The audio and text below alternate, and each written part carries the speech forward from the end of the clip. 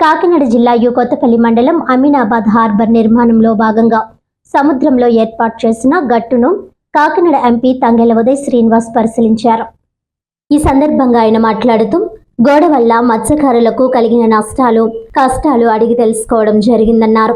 గతంలో ఎన్ని ప్రభుత్వాలు మారినా ఉప్పాడ రక్షణ గోడ నిమిత్తం ఒక్క అడుగు కూడా ముందుకు వేయలేదని విమర్శించారు. రాష్ట్ర ఉప ముఖ్యమంత్రి పవన్ కళ్యాణ్ నేరుగా ఢిల్లీకి వచ్చి ఉప్పాడ రక్షణ గోడ కోసం కేంద్రంతో మాట్లాడి ఎంపీగా తనను ఫాలోఅప్ చేయమని తెలిపారని చెప్పారు. గత 30 సంవత్సరాల నుంచి రక్షణ గోడ కట్టేయమంటూ ఎంపీలు అడిగే ఉంటారు, కానీ పవన్ కళ్యాణ్ ప్రణాళికాబద్ధంగా అడుగులు వేస్తున్నారని తెలిపారు. ఈ కార్యక్రమంలో లైఫ్ జాకెట్లు లేకుండా రిస్క్ ప్రయాణం చేసిన వారిలో ఎంపీ తంగెళ్ల ఉదయ్ శ్రీనివాస్ తో పాటు మాజీ ఎమ్మెల్యే పెండెం దొరబాబు కూడా ఉన్నారు.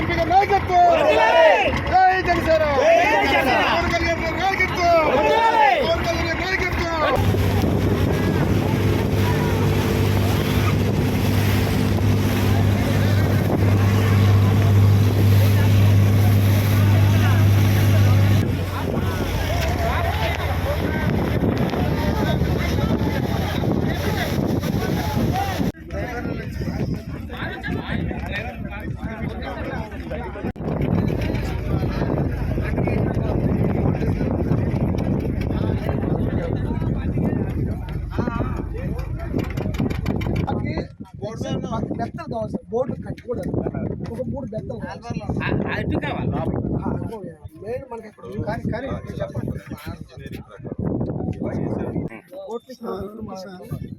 ఏమో మనం వచ్చిన కెనాల్ తిరిగి మళ్ళీ ఇటు సైడ్ బోర్డు కట్టామనుకోండి వెళ్ళి దిగి జట్టికి వెళ్ళి కొడతాం అంతే కదా. అది ఇంకా ఇదంతా స్టార్ట్ అయ్యి ఎస్టాబ్లిష్ అయిన తర్వాత చేద్దాం. జట్టిని ఇలా కడుతుంటే సముద్రం నాగదు వేసి గోడకేసి కొట్టద్ది కూడా దగ్గరుండి బిగించుకోవాల్సిందిగా కోరుచున్నాం. 2 దాంతో పాటు పిఎంఎంఎస్వై స్కీమ్ లో మన ఆ ప్రాసెస్ ని బ్రేక్ చేయటంలో పవన్ కళ్యాణ్ గారి కన్నా మించినంతగా ఎవరు లేరు. ఎంతమంది మారారు, ఎన్ని ప్రభుత్వాలు మారారు, ఉప్పాడ కాపాడటానికి ఏమైనా ఒక్క స్టెప్ ముందుకెళ్ళిందా? కేవలం ఇది నేను తెచ్చేయటం కాదు.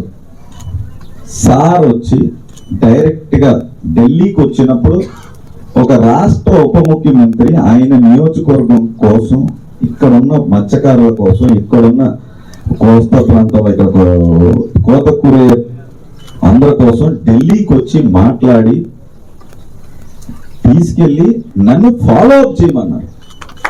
చెప్పిన పనిని ఫాలో అప్ చేస్తున్నాను. నేను దాన్ని ఫాలో అప్ చేస్తున్నాను అంతే. ఆయనే మొత్తం అంతా ఇక్కడికి వచ్చి వీళ్ళకి కోత గురవకుండా ఉండేదని ఆ స్టేజ్ ఏ స్టేజ్ లో ఉందని కూడా చెప్తున్నాను. దీన్ని ఉత్తినే మాకు గోడ కట్టేయండి అంటే ఎక్కడ సెంట్రల్ ఎవరో కట్టరాలాగా ఉత్తినే గోడ కట్టేయండి అని ప్రతి ఎంపీ అడిగిన వాళ్ళు ఉంటారు కదా, 25 ఏళ్ళు 30 ఏళ్ళ నుంచి ఎవరన్నా కట్టేసారా? అలా కట్టరు.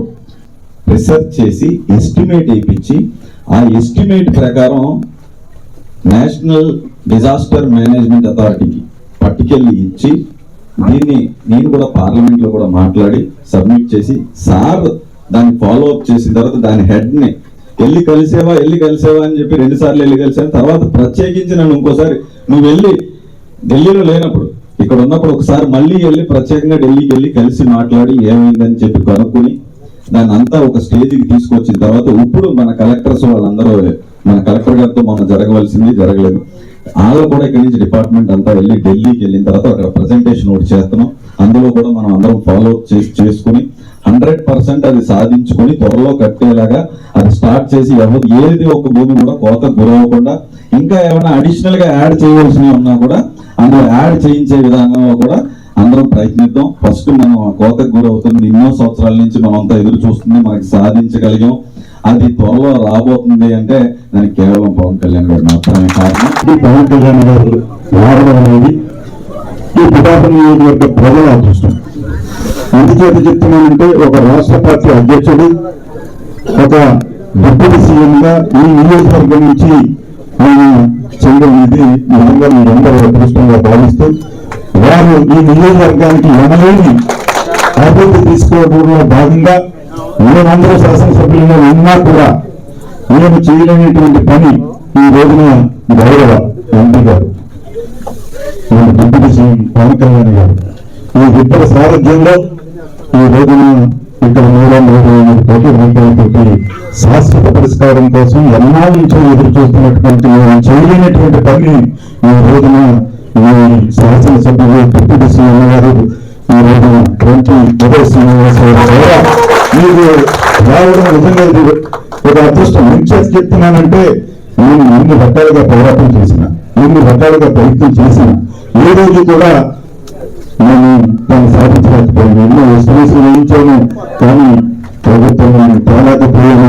ఈ రోజున అది మీరు ద్వారా సాధించడం జరిగింది. ఇది నిజంగా ఈ నియోజకవర్గానికి, ఈ తీర ప్రాంత ప్రజలకి అందరికీ కూడా ఇది ఎంతో ఉపయోగకరం. దీన్ని ఈ నియోజకవర్గాన్ని రాష్ట్రంలో 175 నియోజకవర్గాల్లో నంబర్ 1 నియోజకవర్గంగా చేయడానికి పవన్ కళ్యాణ్ గారు మీరు అందరూ ఉన్నారు. మీరందరూ కూడా పవన్ కళ్యాణ్ గారిని జీవితకాలం ఈ నియోజకవర్గానికి